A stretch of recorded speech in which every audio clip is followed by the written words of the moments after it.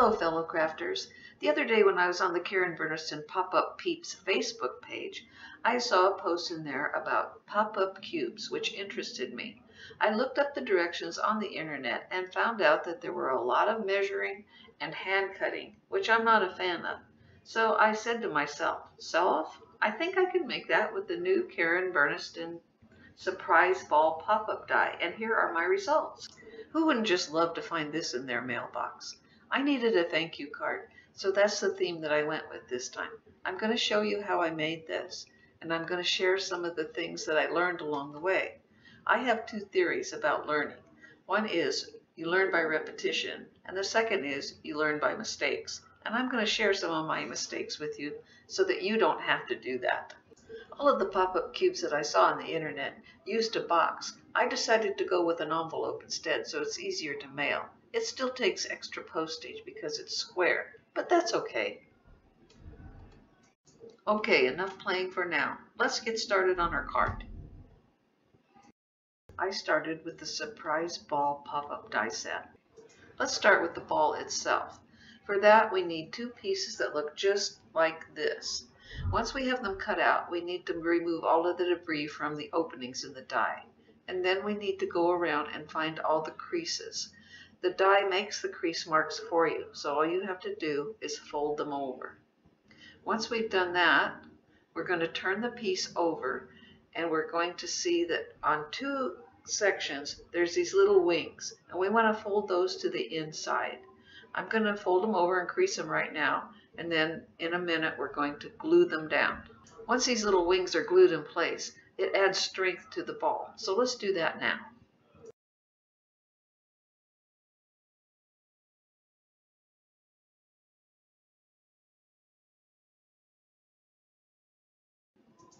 Once we've completed this task and the glue has set, we're going to turn the piece over to the right side, and we're going to add glue to one of the large tabs. We're going to need quite a bit, and if you don't have fast drying glue, you might want to use a clamp, but you want the glue to get nice and set. For this first piece, you can add right side to right side, matching up the slot and the hole for the rubber band. Match them up nicely, give them a good press, and then let the glue dry.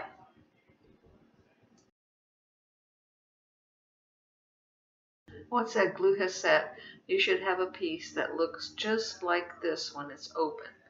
We don't want to open it just yet. For right now, we want to close it one more time. We're going to add our rubber band. I'm using a number 16 rubber band with 2 knots in it. You can experiment around with what you have, but I find that that works the best for me. Now we're going to take one end of the rubber band and we're going to put it through that slot where we glued the 2 tabs together. We want to pull it all the way down to the middle so it sits nice and tight in that little circle. Now we're going to turn the ball around so that the seam we just made is on the inside. And now, working from the right side, we're going to do the same thing to the other 2 large tabs. This time we have to work from the front of the ball and pinch those 2 together. Sometimes the slot gets glued shut. If that happens to you, don't worry. You can take your scissors and reopen it.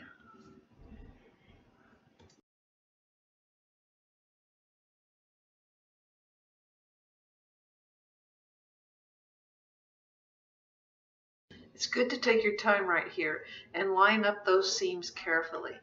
It's going to make a big difference on how the ball looks when you're completely finished with it.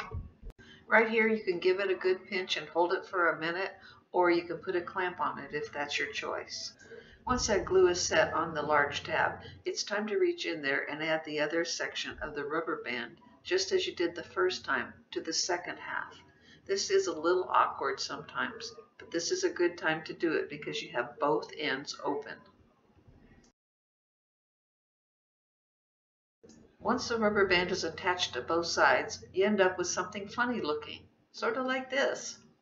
Here are the decorator pieces that I cut out earlier.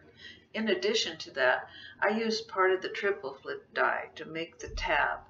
I just cut off the very top of it. It only needs to be about 1 inch long. It already has a crease mark in it, so I simply creased it on the crease mark.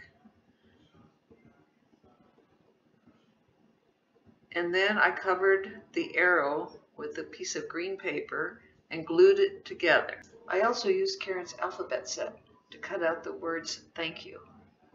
And now with some video magic, I'm going to show you the decorated pieces. I was careful here to line up all the pieces the way they would go on the ball. It's an easy mistake to make just to start gluing your letters on and not paying attention to which direction the pieces go. I was careful to line up the A and the O so that when I placed them on the ball, they would be in the center. Now is the time I'm going to share one of the mistakes that I made, and I discovered it accidentally after my project was totally finished. Before adding your tab and closing all the rest of the parts of the ball, the section that has the tab needs to be reinforced. And that's because it takes extra wear and tear moving it in and out of the envelope. Next time I'll use a piece of tape to reinforce it before I close it up. Next I want to add my pull tab, the one that has the arrow. But since the ball has tabs already attached to it, and I want to put my pull tab in the center, what I need to do is line it up the way I want it, turn it back over, move the pull tab out of the way temporarily, and add glue to half of the tab that you're seeing right there.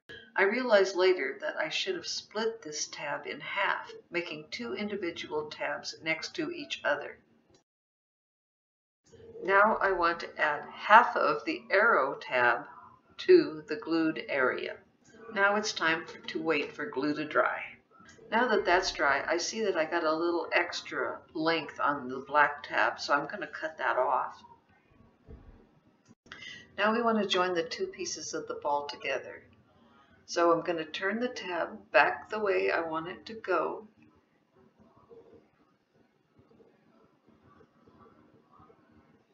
And then I'm going to match it up with the other side of the ball. Next comes more glue.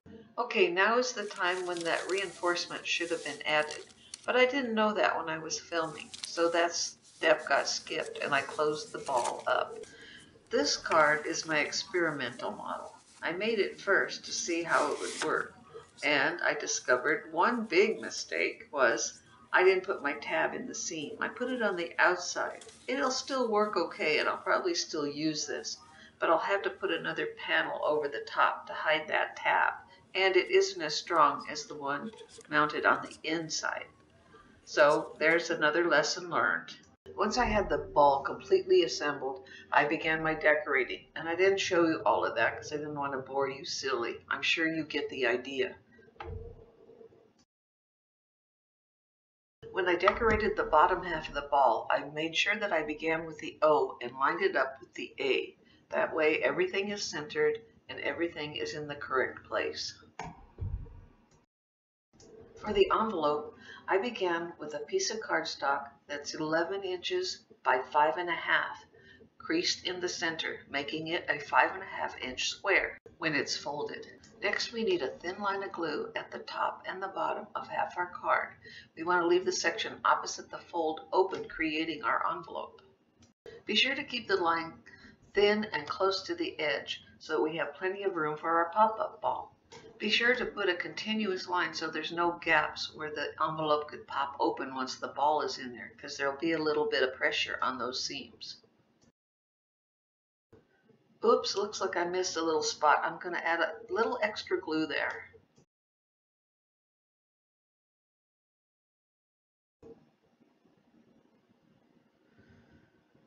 Okay, that's better. I'm going to press it down and I'm going to set this aside to dry. I've already created my front panels, a 5.25-inch square and a 5-inch square layered together. I've already added adhesive on the back, so I'm going to add it to my envelope now.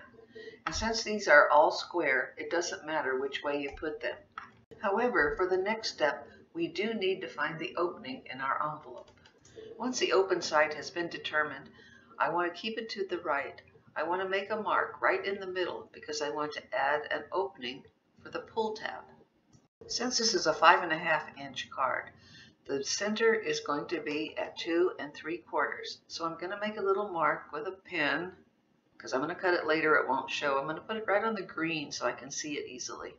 For this opening, I'm going to use the semicircle from the triple flip die set. It's designed to cut just the opening that I need. I'm going to line the die up with the mark that I made on the card, and then I'm going to hold it on the card with a piece of low-tack tape. I'm going to go cut this. I'll be right back. Since there are 4 layers of paper here, and this is a wafer-thin die, I really don't expect it to cut all the layers, but it should cut at least 2, and I was right. There's the 2. Now, I'm going to place the die back in the opening and run it through the machine one more time, getting the results that we're looking for. Now it's time for a little test. I've put the ball back in the envelope, and I want to see how the arrow lines up with the opening. This is where the reinforcement of this section is really needed because it takes a little bit of fiddling to get it lined up just the way you want it. Well, I'm pretty happy with this results. Let's pull it out and see what happens. Voila! How fun is that? To decorate the front, I used the largest circle from the crosshatch circle die set and the word friend from the word set 1. For adding words, I like to pick up my words with a piece of washi tape, turn it over, put a little glue on the back, place it on my card, getting it even, press down that glue, and then remove the washi tape. It's easy, neat, and clean. I'm going to do exactly the same thing with the word hello from the word set 6.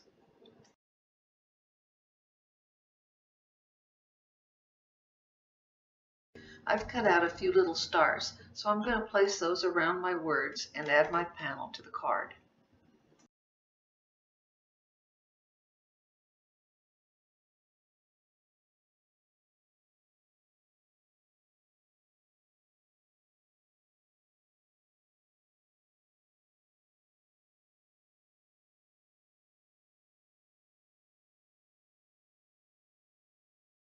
And there we have it. Here are the die sets that I used for today's project. Thank you so much for joining me, and I hope you'll stop by my blog at sandydiller.blogspot.com, where I will be sharing more information and detailed photos of what I would do differently for the next time I make this card. I wouldn't mind if you wanted to press that subscribe button. Until next time, bye-bye.